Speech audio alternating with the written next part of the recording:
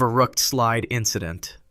On August 7, 2016, visitors at the Schlitterbahn Waterpark in Kansas City witnessed one of the most horrific water park accidents in history. The Verrückt water slide stood 17 stories high, making it the tallest in the world. Its name, German for insane, would prove tragically appropriate. The massive slide featured a 50-foot drop, followed by a second hill designed to give riders a momentary feeling of weightlessness, before splashing down in a pool below. 10-year-old Caleb Schwab, son of Kansas State Representative Scott Schwab, boarded a raft with two adult women for what should have been an exhilarating ride. The three-person raft accelerated down the initial drop, reaching speeds of over 65 miles per hour. As it approached the second hill, something went catastrophically wrong. The lightweight raft, carrying the small boy in the front position, became airborne. What happened next shocked everyone present. The boy's head struck one of the metal hoops supporting the safety netting above the slide. The impact was instantaneous and catastrophic. The force completely severed his head from his body in what medical examiners later classified as a transection of the cervical spine and skull. His decapitated body continued down the slide in the raft, leaving a trail of blood. Witnesses reported hearing screams, then seeing the women in the raft emerge covered in blood.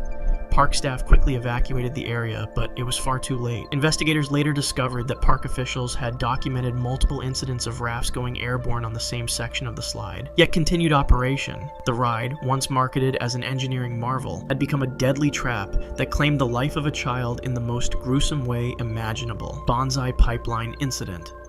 On June 2, 1997, a celebratory day at Waterworld USA in Concord, California, turned tragic in a matter of seconds. The Bonsai Pipeline was a 4-story water slide designed to safely carry a small number of riders at once. Built with fiberglass and steel supports, it had operated without incident since the park's opening. That afternoon, dozens of high school seniors from Napa High School arrived at the park for a year-end celebration. Around 2:30 p.m., approximately 30 seniors gathered at the top of the slide. Despite repeated warnings from lifeguards that the slide could only safely hold a few people, the students decided to attempt a class record by sliding down together simultaneously. As they crowded onto the slide, the combined weight exceeded 2,000 pounds, far beyond its design capacity. 17-year-old Quimby Galati joined her classmates on the overcrowded attraction. Moments after they began sliding, a terrifying cracking sound echoed through the park. A section of the slide's support structure gave way under the excessive weight. The fiberglass flume fractured completely, causing the entire section to collapse. Students plunged 30 feet to the concrete below. Screams filled the air as bodies fell in a chaotic tangle of limbs and broken slide fragments. Galati took the worst of the impact. First responders arrived quickly, but for Galati, it was already too late. She had suffered catastrophic head and neck injuries upon impact with the concrete. Despite frantic resuscitation attempts, she was pronounced dead at the scene. Dozens of her classmates suffered serious injuries, including broken bones, internal bleeding, and concussions. What began as a celebration became a lesson in the fatal consequences of ignoring safety warnings. Thunder River Rapids Incident.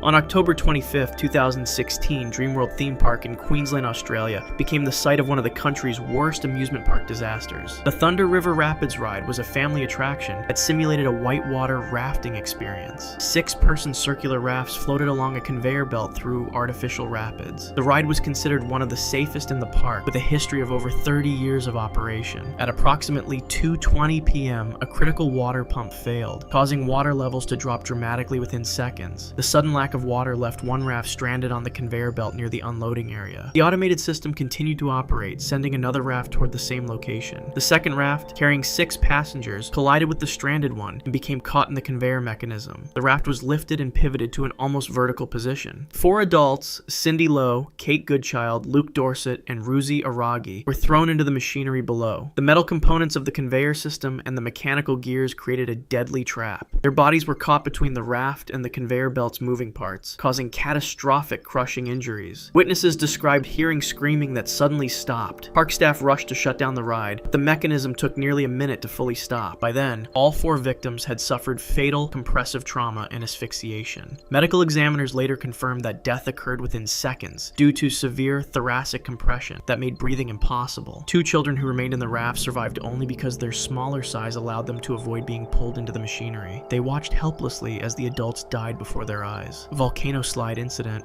On February 24, 2012, a maintenance oversight at the Daroma Aqua Park in Caldas Novas, Brazil, led to one of the most preventable water park tragedies on record. The volcano was a towering water attraction designed to look like an erupting mountain, with multiple slides winding down from the summit. That day, sections of the slide were undergoing routine maintenance, with several pipe segments removed for repair. 8-year-old Davy Lucas de Miranda arrived at the park with his family for what should have been a day of fun. While his parents were momentarily distracted, Davy wandered away from the open attractions. Despite maintenance barriers that should have prevented access, he managed to climb the stairs leading to the partially dismantled volcano slide. No staff members were positioned to stop him. At the top, Davy entered one of the slide's tunnels and pushed off. For the first few seconds, the ride seemed normal as he slid down the enclosed tube. Then suddenly, he reached a section where the connecting pipes had been removed. There was nothing to contain his momentum. Davy plummeted 15 meters through open air, his body free-falling until it struck the concrete foundation below. Park visitors heard the impact and rushed to the scene. Davy was still breathing, but barely. His skull had fractured in multiple places, and he suffered severe internal injuries. Blood pooled around his small body as staff frantically called for emergency services. Despite being rushed to the hospital, the trauma was too severe. Davy's brain had suffered catastrophic hemorrhaging. He died 3 hours later without regaining consciousness. Park officials later admitted they had failed to secure the maintenance area properly, turning a simple repair job into a deadly trap.